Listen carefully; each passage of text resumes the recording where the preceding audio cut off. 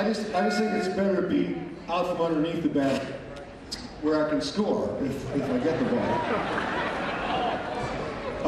I thought a lot about what I would say this evening and why I'm here in the first place. And I realized in listening to the pretty celebrated group of people that went into this wall tonight, the Booze Hound over there, and Andrew Stevens among them. And I thought about it. I came to Manhattan. I got myself a brand new pair of Wranglers today. I got myself a shirt with Manhattan High School colors on it. Tonight, I'm going to get into a hot bath and let these clothes shrink so they fit my body. But I thought about what it meant to come to a high school, and like Boozer said, 4 years is really too long. I think that's what you said, isn't it? And it's really too long. But I think the first thing I want to say is what Del Close did was he worked with groups. He made a group better than it was. He made people that were individuals work with groups. And high school is weird, it's queer, because there's all kinds of funny little groups, and they don't really necessarily work together. They're sort of on their own, they're separated, they're intimidated, they're wary of each other. But when you get together as a group and you can work together, you can accomplish anything. Things you don't even believe you could accomplish. Like, for example, this score right here. Now that Hayden team is good. They've got a very high. That's more like it. That's more like it. They've got a very high IQ, basketball IQ. They're a very good team. But there's no reason why all of you could not have scared the heck out of them and won this game for your team today. And I fully expect you to do that in the second game tonight, to scare the heck out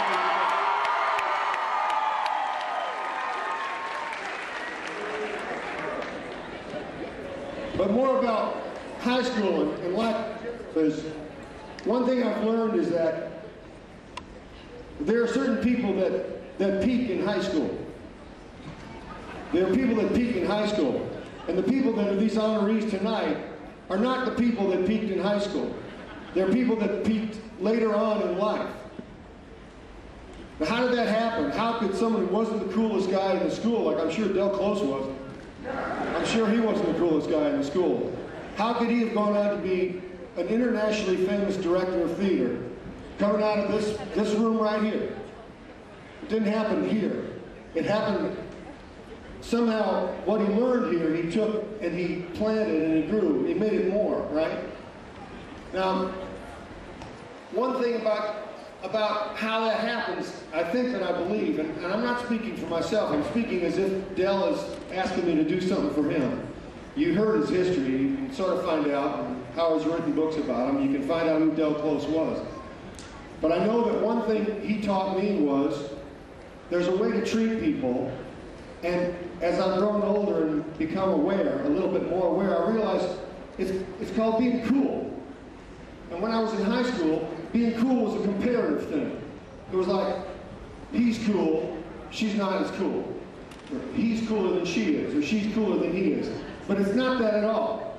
It's not who's the president, it's not who's the star player, it's who treats people well, who treats people with respect, no matter what their status is.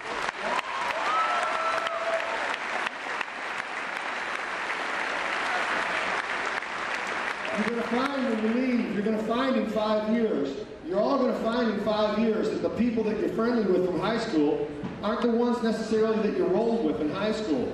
They're going to be people that always were cool, never left themselves, never were unaware of who they were, but people that were present all the time and looked you in the eye, spoke directly to you, and they're going to be that way as they grow. They're going to be that way. They call it being a gentleman when I was a boy. I didn't understand what it was. Robert E. Lee wrote a very interesting definition of a gentleman. It's about this long. It's one of the reasons Robert E. Lee is famous today, because he knew how to treat people. But my mother gave me a definition that was much shorter and just as good as General Lee's. She said a gentleman is someone who never makes someone feel uncomfortable. And that goes for a lady as well. A lady is someone that never makes someone feel uncomfortable. If you can keep that inside of you, in your life, that's cool. That's not how you dress. That's not the music you listen to. That's not where you live or what you drive. That's who you are. That's how you treat people. That's what Del Close was. That's why I'm here tonight. The reason I'm here tonight is that, and that Del Close was very proud to say, always very proud to say, that he was from Manhattan, Kansas.